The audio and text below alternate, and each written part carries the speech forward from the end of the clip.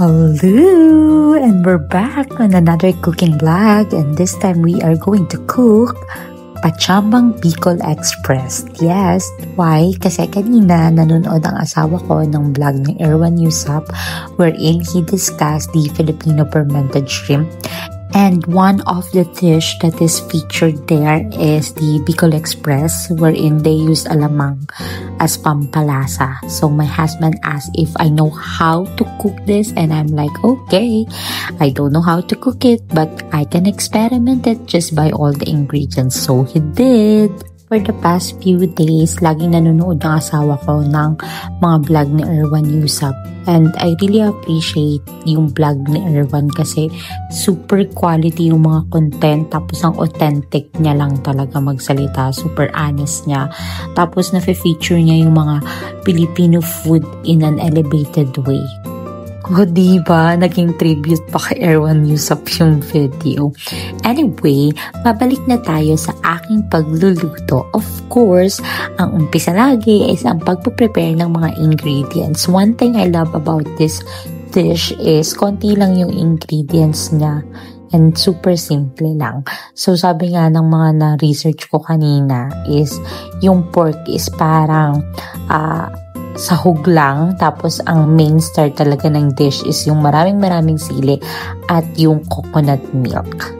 So of course, naggayat na ako ng sibuyas.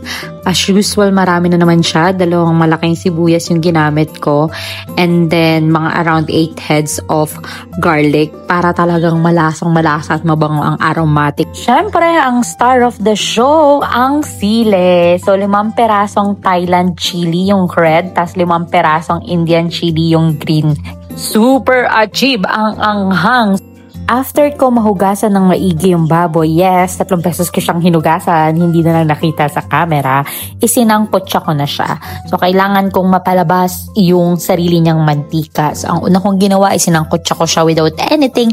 And then, just like any other food, nilagyan ko siya ng asin para lumabas yung mga moisture niya. Noong nasangkot siya na ang karne at nag-brown na siya, nilagay ko na ang napakaraming sibuyas, and then sinunod ko na din yung bawang. Oh my God, ang kusina ko, super bango na naman, nagugutom na agad ako. Siyempre, fast forward yung video, pero sa totoong buhay, 15 minutes ko talagang sinangkot siya yung karne sa bawang at sibuyas para talagang malasang-malasa siya. Pagkatapos, nilagay ko na din yung sili. So, pinagsabay ko na yung red at saka yung green. Iisa lang din naman yung maanghang na lasa. Ganon. Tapos, ninos ko lang siya. I make sure na talagang kapit na kapit ang anghang sa ating baboy. O, diba, sabi ko sa inyo, ginisang sili talaga to na may konting baboy. Etchos. And of course, nilagyan ko din siya ng paminta para talagang lumasa ang ating karning baboy. Ganon. Tapos, tinos ko lang siya. Pagkatapos, nilagay ko na yung kalahating baso ng gata.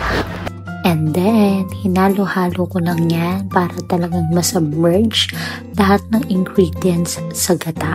And then, nilagay ko na ang 1 spoon of alamang. Yes, Barrio Fiesta yung bread na ginamit ko kasi yun lang naman yung available ng malapit sa akin. So, syempre, hinayaan ko na naman yan maboil para talagang kumapit ang lasa sa lahat.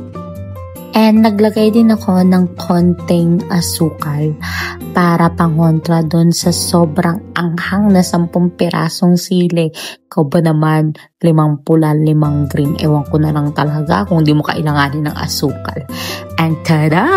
It's finished! Oo, first time ko siyang lutuin. Oo, experiment siya from my side. Pero pasadong-pasado siya sa panlasa ng aking asawa. Mainly because hindi siya maalat at marami siyang sili. So, yun lang.